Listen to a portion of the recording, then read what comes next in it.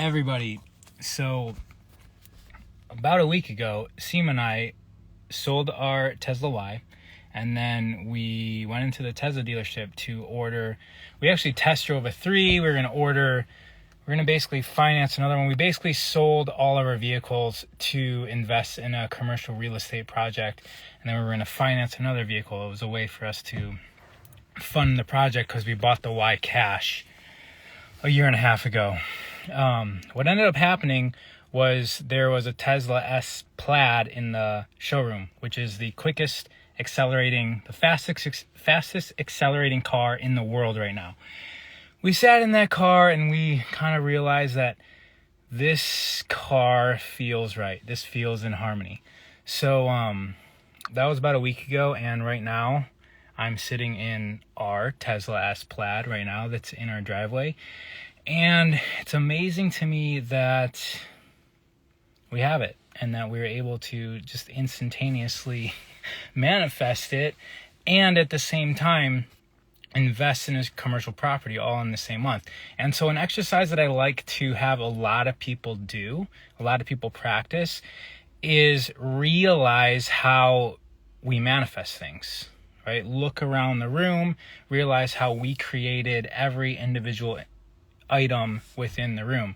And another way we can do that is with the cars that we drive. So if we go back through the journey of all the cars that we've ever owned, it's just a thing, I know, but it's a thing that we created, right? We live in this physical environment and we are physical beings, and we came here for a physical experience. And the reason for that, whether this is a spiritual experience, whether this is simulation, or whether we are created by aliens in some giant experiment, the whole point of this is that we are going through a series of lessons to learn how to shape reality. And so when you realize that you have been shaping reality, then that allows your creator capacities to allows you to control them because you're aware of them. If you are not aware of the fact that you're creating reality and you're even in denial of it, then you're basically forfeiting your right of control, and you're basically being manipulated by the external environment, probably somebody else who's aware, and they're utilizing you as a tool or an asset within their creation abilities. So if we go back in my car journey, so for instance, 15 years old, and I needed a car for my 16th birthday, and I went to an auction. And while I was at the auction, I didn't have much money. I had like $800, and there was a car that was worth way more than $800. I just happened to know the person selling it. He was a parent of somebody on my hockey team. So when the auction came, I think I got it for like $850, and he should have said no. He should have bought the car back himself, but he didn't because he knew me. So that was my first car. I ended up getting in 3 accidents, and so right now I'm just going through the experience. So this is just an example of how you guys can do this with the items in your life, with the relationships in your life, with the experiences in your life, with the jobs in your life, with your businesses in your life, and realize that every item, every experience, every relationship in your life was first in intention. And most likely you can start to see, like, that person's dad just happened to be there, right? Somebody who knew me was able to give me a car, the one car that I liked there, for less than it was worth, right? So you can start to see how reality aligns to your intentions. So that car got massively beat up. And I had a dream car at the time. It was the Dodge Stealth, which was also a Mitsubishi Z1000, I think. So Dodge Stealth was like my dream car, and this was over 20 years ago, okay? So if you're thinking those cars are crap, this was over 20 years ago when they were pretty hot. Anyways, I'm walking into work one day, and I look over and I see one. And I go into work, and there's a new guy working next to me. I worked in a machine shop part-time while I played hockey, went to school. And I was like, and we started talking. I found out that it was his car. So my Oh, no. Let me back up. I purchased my buddy's vehicle because he bought a brand new car, and I was driving his truck, and then I in that truck hit a deer, and I totaled that car. So then the next day I'm walking into work, and there's a new guy next to me who's driving a Dodge Stealth, and he's telling me that he wants to sell it because he's got another truck that he wants to buy. So then I'm like, well, and he goes, and the dealership just offered $5,000. Just offered me $5,000. You know, dealerships basically undercut the people. And I was like, well, I'll take it for $5,000. So that guy sold me my dream car at the time, right? With rims, and it was all pimped out with a sound system, which was important for a 18-year-old. I don't know how old I was. It was the fastest thing I've ever been in, and I got it for basically what the dealer would pay him. Then I totaled that car. So apparently I'm good at intentionally manifesting totaling vehicles because I get new vehicles all the time. So I got T-boned in that car.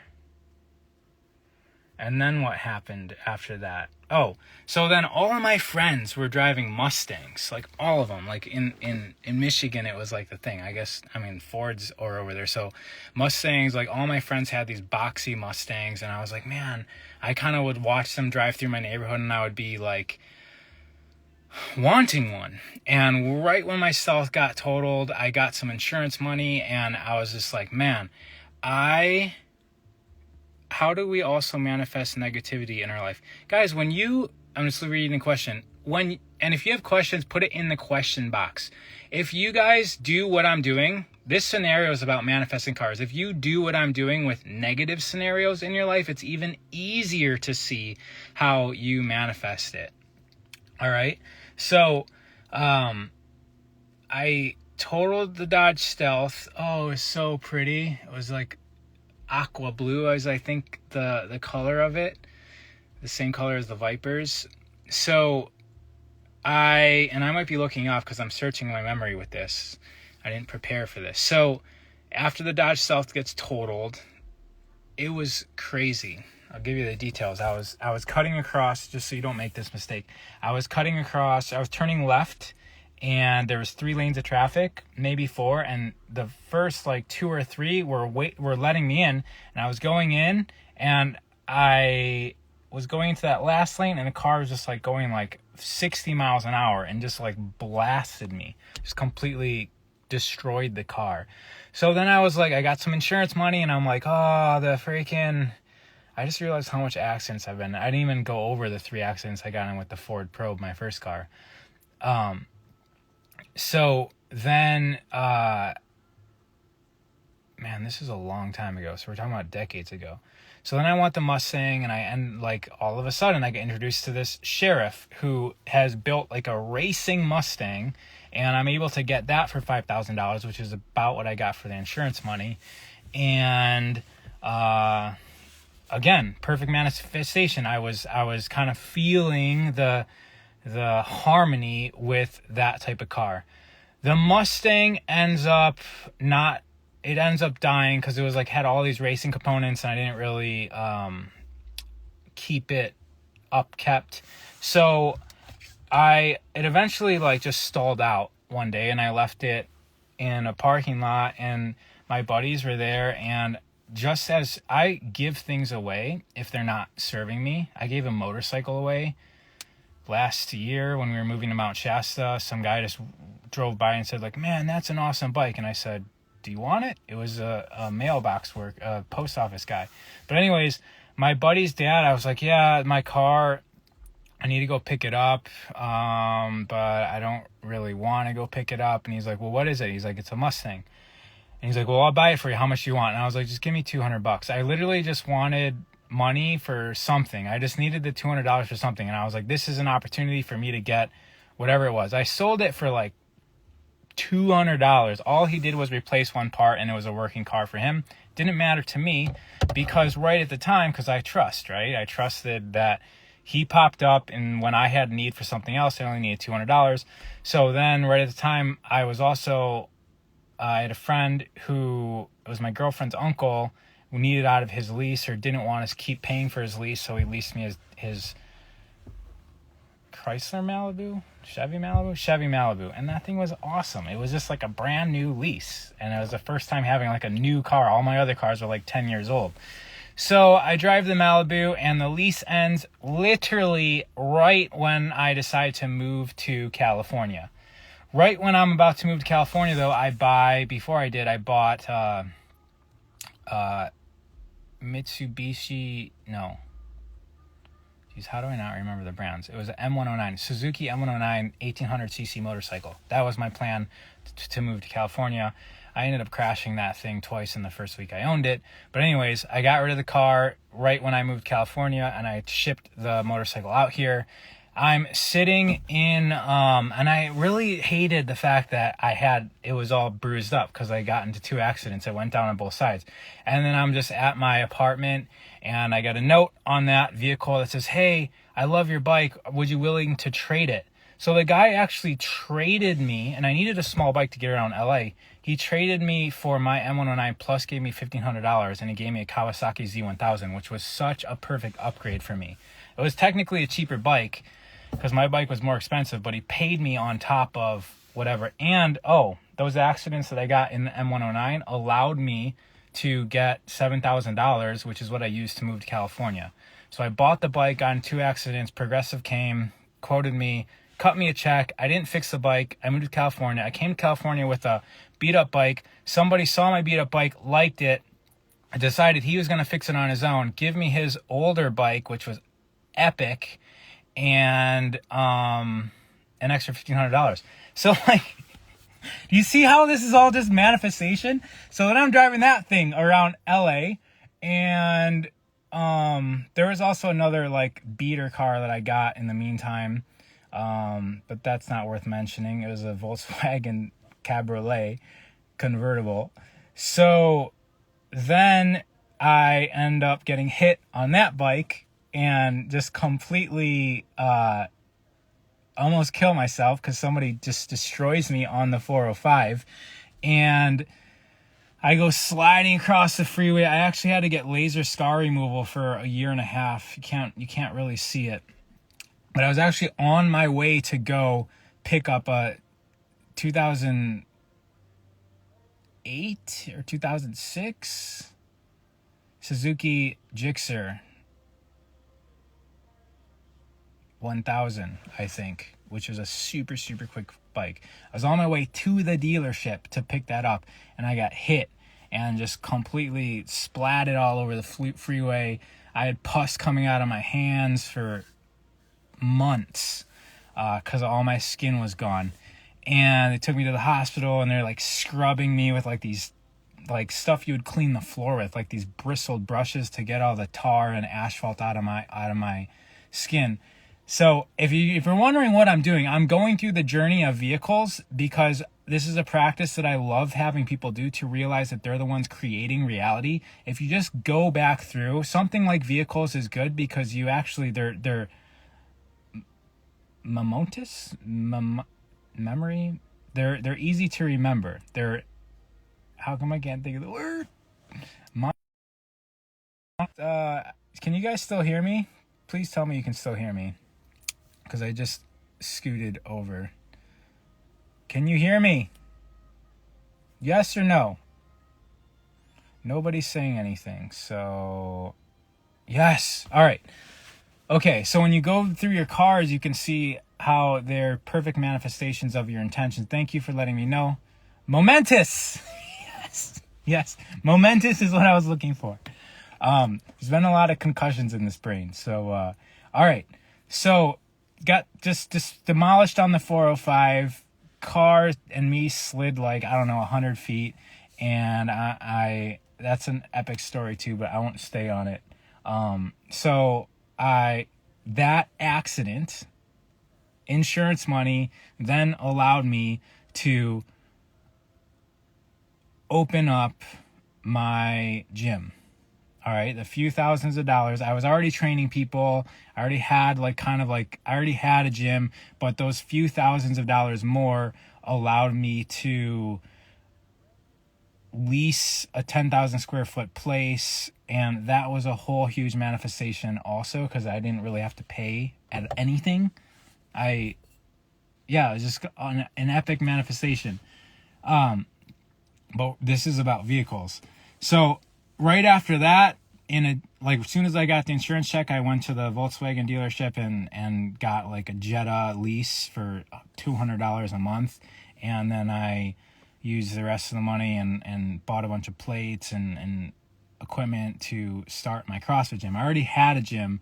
I already had a CrossFit gym, but I needed more equipment. So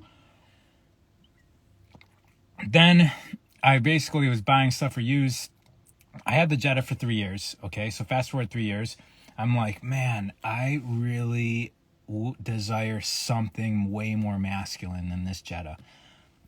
And I go back to the Jetta dealership and I hand in the car and I'm just like, hey, do you guys have any other vehicles here? Like, I looked at your four-wheel, like your truck or SUV things, and they look kind of like weak.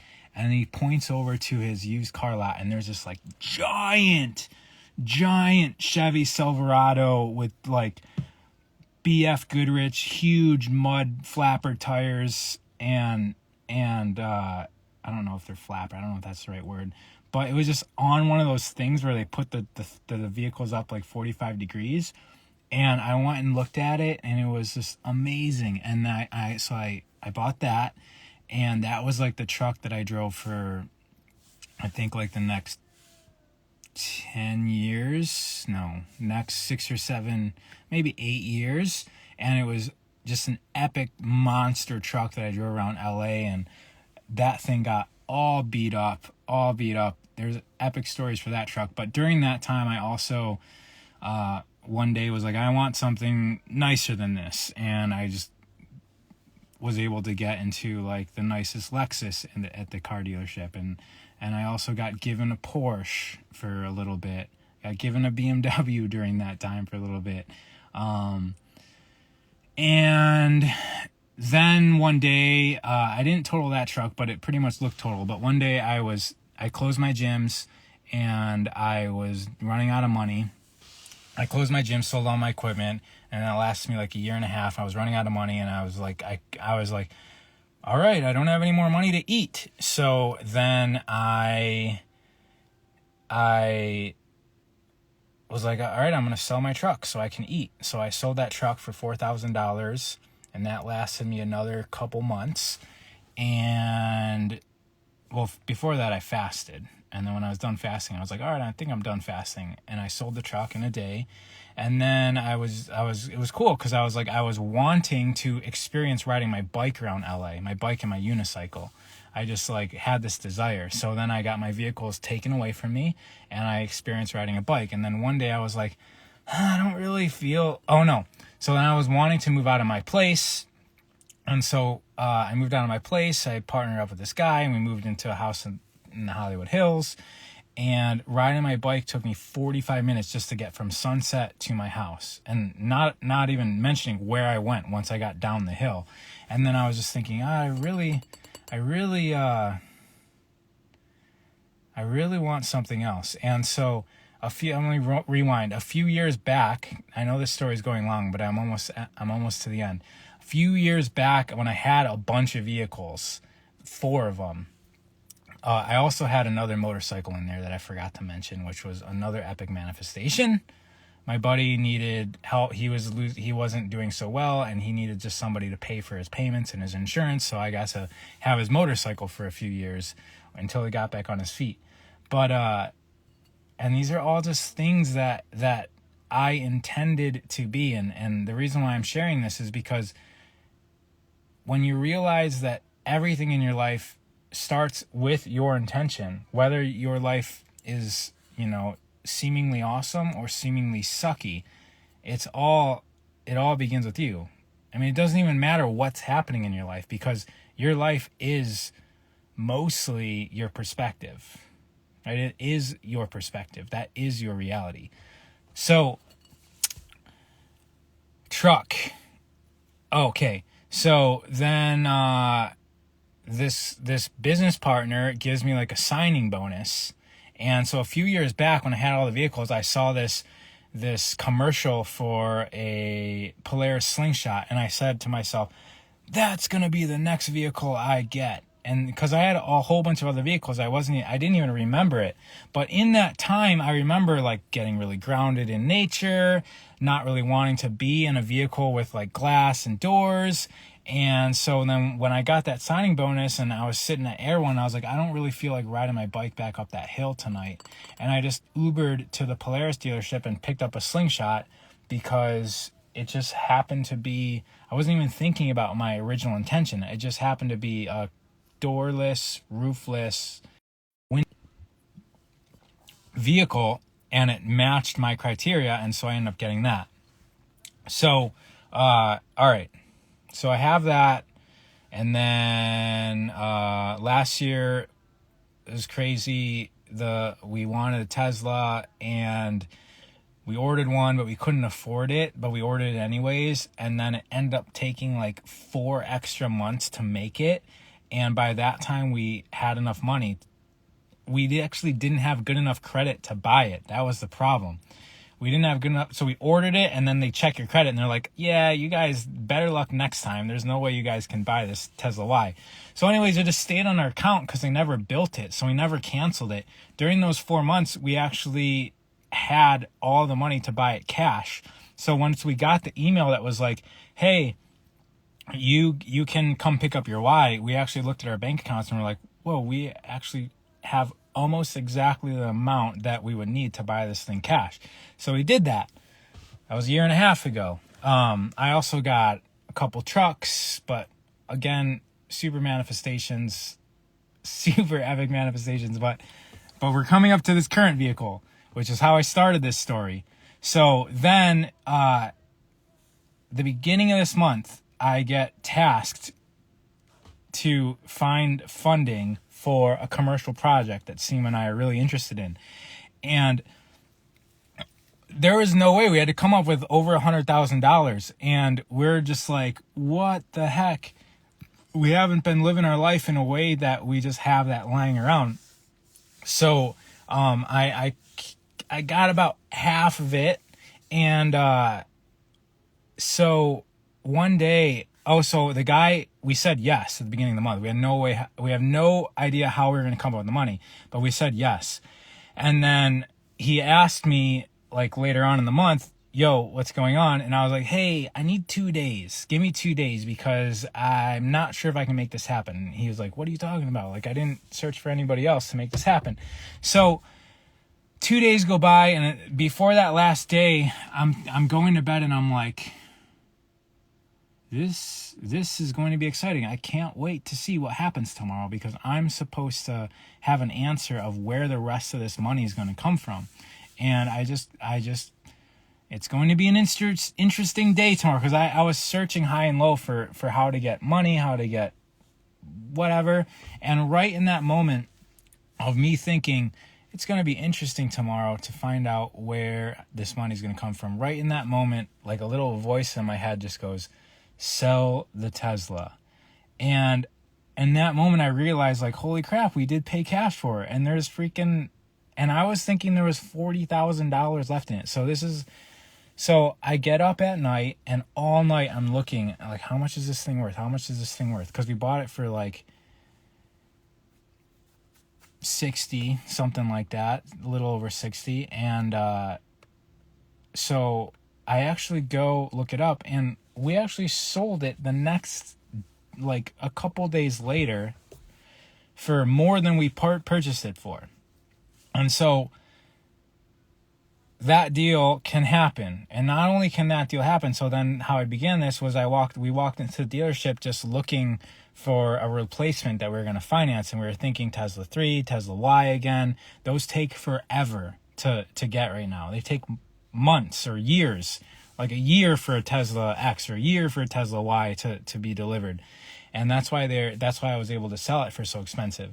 So there was a Tesla S in the showroom, and we just went and looked at it, not even thinking that like this was anything that we could afford. Tesla S Plaid, right? We're talking like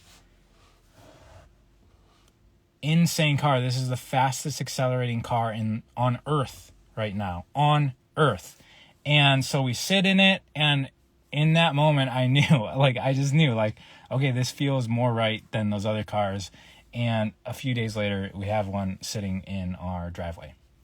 Didn't have to wait for it all. I manifested that by just figuring out how to refresh Tesla inventory many times a day until one pops up. And we have a Tesla S Plaid that I'm sitting in right now. This thing is insane. I haven't even taken it to the max. If you just push the accelerator down like halfway, you basically get a concussion because your brain slams into the front of your skull, because everything, the back of your skull, front of your skull, both. It just feels like you're getting boggled around when you actually accelerate this thing.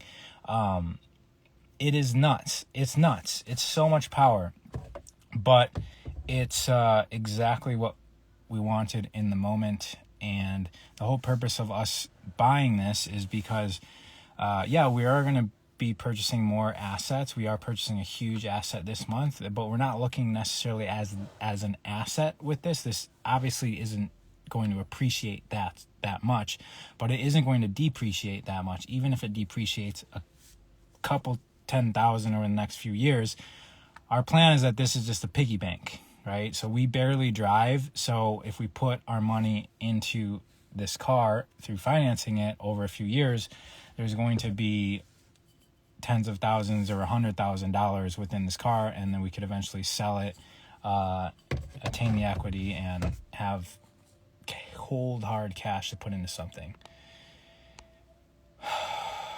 What are your methods of manifesting? So I just got asked that question. This whole video was about one of the methods. All right, go. Teslas do not have EMF, young boy Breezy. They do have EMF, but the same exact amount as a regular car. There's a zillion videos on YouTube of people going through and testing out Tesla compared to their regular cars in their driveways. I've seen many of those videos. I'm actually super sensitive to EMF. Someone asking how much was it? Yeah, it's like 147. So EMF's not an issue. I feel better in this car than a regular car. What was the original question? Oh, manifestation tips. So this was a whole tip video. Go back through things that you've created in your life. Cars are something that are easily to remember, and you can go back and remember the scenario that allowed you to manifest a particular vehicle into your life, and you'll likely be able to remember what was going on in your life and see how an accumulation of your intentions led you to the moment where that particular car comes into your life. You can also do this with relationships, right? What were you thinking, who you were, how you were being, how you were acting, what you thought about the world, then manifested itself into the particular relationships in your life. So if you just rewind back to the beginning and just go one by one up to present moment, then you'll start to realize that you actually are controlling this whole thing. You are the remote control. With that knowledge, then you are able to, as you asked, have a manifestation practice, have a manifestation technique. How did you go from Jetta to Tesla? Exactly. I just explained it. I missed the part of how you went from Jetta to Tesla. How come everyone's interested in that? Wow, kind of not who I thought you were. I'm exactly who I am. So why would you want that? Why would I want the car that's the best thing on the road right now, the safest, the most economical? Do you guys know what it's like to not have to go to a gas station? Ever? Ever? It's amazing. Gas stations are like the butt cracks of our world. Everything's dirty there. Everything's oily, grimy. Imagine not having to go to that. Also, imagine not having to breathe in exhaust. A lot of people don't realize how much exhaust you're literally breathing in just by having a car. Just having it on, walking around it, sitting at a stoplight, you're breathing in so much exhaust. If you get into an electric vehicle, you will notice that. Also, this thing is so beautiful. And it's not flashy. This is actually one of my favorite parts about it, is that this is the fastest accelerating car in the world. But it doesn't even, and the difference between this Model S and the regular Model S's are just a little tiny sticker on the back that says Plaid. But the point of all this is, why would myself or anybody manifest or intend anything that's less than perfect? Right? Like, if you go back through my entire journey, you will notice, and I will notice, that every vehicle that I intended on was at the level of exactly what I wanted and needed in that moment. And as my capability to envision a better vehicle expanded, then better vehicles come along. So the real limit in our ability to create reality is within ourselves.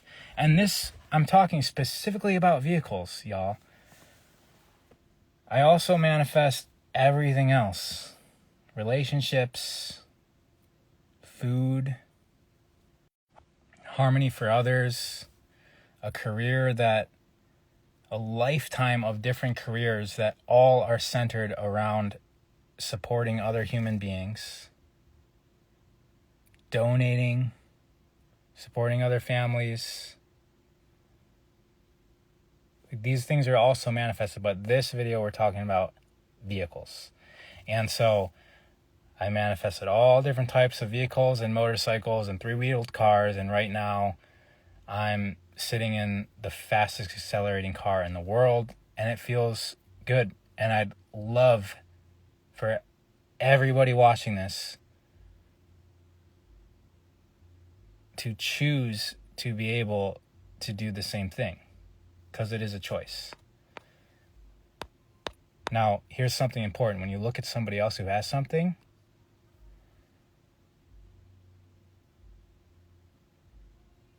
and you say they shouldn't have that, or you say that person's stuck up, or that person must be a dick, or that person must not enjoy their life, or rich people aren't happy, what do you think that does? You're basically choosing to be unharmonious with that reality, or you're intending that when you become wealthy, you will be unhappy. You will have a bad family life, because that's what you're intending when you look at another who's really just you anyways. When you look at another on their journey and you have evil eyes towards them. Now, another trick, I'm just trying to look at, there's so many comments. Does any of this matter? Well, that's the funny thing, is that it is matter. No, it doesn't matter, because matter is kind of an illusion. It's all made up. But that's the whole point of this experience. So when you look into different philosophies, you realize, even science, you realize that like all of this is just energy, and we're energy, and so there's really nothing here. But the point is that we are perceiving it. This is the experience. Matter is here for us to experience, even though it's not real, but we are perceiving it.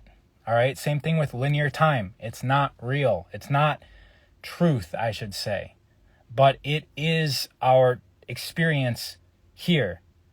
We came and we're sitting in this vehicle of matter called a body, and we are playing around in this materialistic, made of matter environment. Have a rich experience. That's the whole point.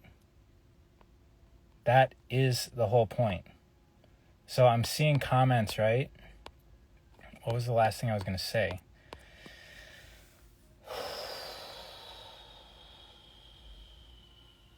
I was going to say that it was about looking at wealthy people and saying they must be unhappy, manifesting that, what that's going to create.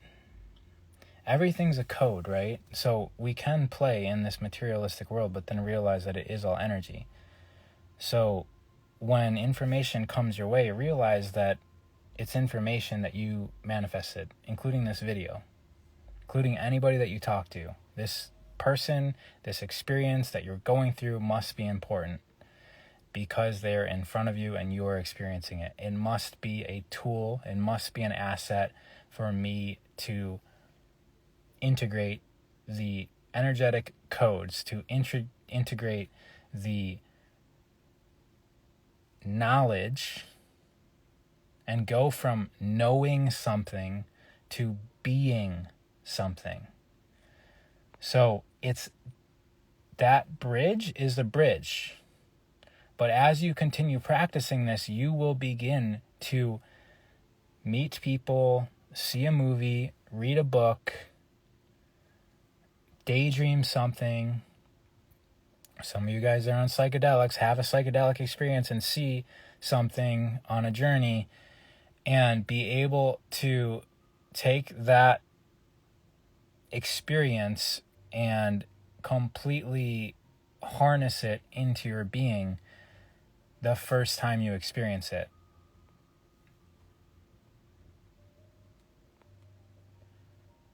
And it's all a practice. That's why we're all having different experiences. All right, y'all. Thank you for those of you who say that you're ready. You mentioned some great things coming from some hard times, like after you crashed your bike. Can you elaborate on that? How do you face hard, challenging times so positively with good intentions? If you're unwilling to look at the negatives, like the quote negative scenarios in your life as a creation of your own, then there's no way you're going to be recognize the quote positive experiences as a creation of your own. And when you don't realize that you're creating this all, you will be going through this materialistic world with blinders on, completely forfeiting your choice in any of this. And choice and choosing and control are very strong words. And I think that at a certain level, you will realize that that even is a paradox and that we really aren't choosing anything, because even our desire to choose is not ours. And we're just in a flow state. Even our thoughts are flowing through us as reality is flowing through us and we're flowing through it. And eventually things like choice and desire become not like they used to be. I use desire, particularly that emotion, as a premonition of a reality that I must be heading towards. So when in the showroom, I even surprised myself when I sat down in this car in the showroom. It wasn't this exact car, but when I sat down in a car that was just a different color than this in the showroom, knowing the power of this car, how much it costs, knowing that I never imagined having one of these, but once I sat in it, when I felt that pull in tension, when I felt that I was in tension with the reality of owning this vehicle, and Seema felt the same thing, that was a surprise to us. And it's a surprise because I knew that it was going to happen. And it was only a matter of days before we were in that reality. So when you feel desire, if you translate that as opposed to I want, I need, I lust after, I wish I could have it because I know that I don't. If we can take the feeling of desire and elevate it more to a knowing, a trusting that this is the direction I'm heading without attachments. But I do have faith that a part of me or a part of somebody else, it doesn't matter because that's also me, is experiencing this reality and have gratefulness, gratitude, and and a smile in your heart, right? If we can turn desire into that, like just an acknowledgement that there is a reality where it is happening now, whether you believe that this is actually metaphysically going to take you there or not, the type of person that has their desires and has that sort of relationship with their desires is the type of person that's going to get the date, get the meeting, secure the deal, magnetize the people into their life that want to do business with them, right? Like the type of person that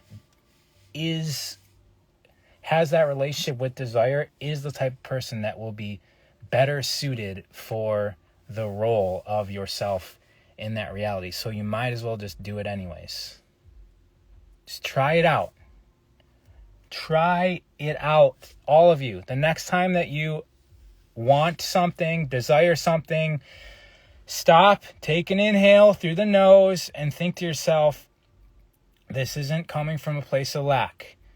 The fact that I'm desiring this does not mean that I don't have, try not to focus on the fact that you don't have it now and the gap, right? Like a lot of people focus on the gap. I want that thing, but I don't have it now. And the gap is so large. That gap is never going to get filled if you focus on the gap, if you focus on the anxiety of not having it. Yes, anxiety like that causes action.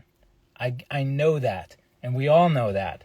So it is evolutionarily beneficial for ourselves to have this psychological trait in our psyche. However, there's a way to hack the system, which is when you feel a desire, when a want, when a need comes in, instead of focusing on the gap, bring your psyche to the moment of having it, right? It's kind of like they say in The Secret, except merge into that reality almost to the point where it doesn't matter that you don't have it, because you are already imagining it. You already have it. So it doesn't actually matter whether you have it or not. And that all seems like woo-woo, seems like a bunch of people just sitting at home intending, for something to happen. But basically, if you're intending with your thoughts, you're going to be unharmonious if you're not also intending with your actions, and also not intending with your feelings, which is what we're talking about as well. But we do have to be in harmony. So wanting greatness in something and not being great, not doing the practice, not doing the work consistently, those don't align. And the people that are in the most alignment have the most power on this physical reality. I like the people saying that they're ready. What do you do when manifesting? This is what this whole video is about. Please save this live so I can watch it later. All right, will do. I will repost it. You're all over the place. I mean, that's the point of me doing this live, is to have a conversation. But I like to see, we all do it, right? Lives are all over the place, people. If you want the 60-second version of this, then just go scroll on my feed on Reels. I've got tons of stuff that I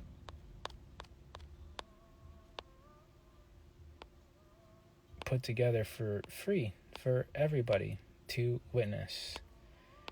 Somebody says they need a storm door. I've been practicing positive energy after 4 bad years. No joke, it works. Loves you, Rob. Proud of you. How do we also manifest negativity? I already answered that. This makes me think I shouldn't get into a car with you. Your brain might explode. Let's manifest. I don't want to even say what she said. She said no accidents in the Tesla. What's your favorite book to read currently and why? So what I would recommend you guys do, so I'm going to give like a low level, medium level, and high level.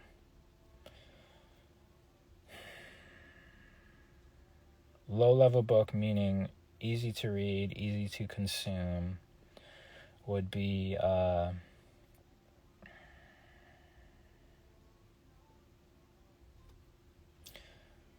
usually recommend Untethered Soul, but that's for people that have like issues with negative speak in their head and kind of like talking down on themselves. But A New Earth is by the same author, Eckhart Tolle. That's a low level book to read,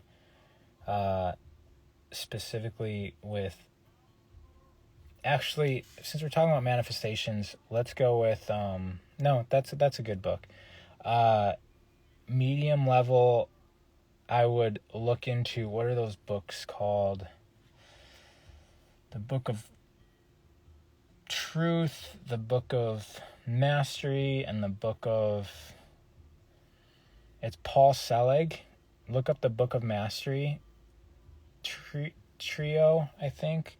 And then high level, I'm going to go, actually medium level, option number 2 is Conversations with God. For those of you allergic to that book, don't worry about it. It's not a religious book. High level, I would go with Ken Wilber. What's it called? Cosmic Consciousness. And cosmic is spelled with a K, I believe. That anyone can read that book, but having he quotes a lot of other different modalities of research that if you have been reading a lot, it's likely that like if you have a lot of psychological background in those types of theories, it makes it a little bit easier to understand. Okay, y'all. Cosmic Consciousness, Ken Wilber. And I think my friend made a video about him, Sebastian, a movie. But I haven't watched it yet. I should watch it. My life is one big synchronicity.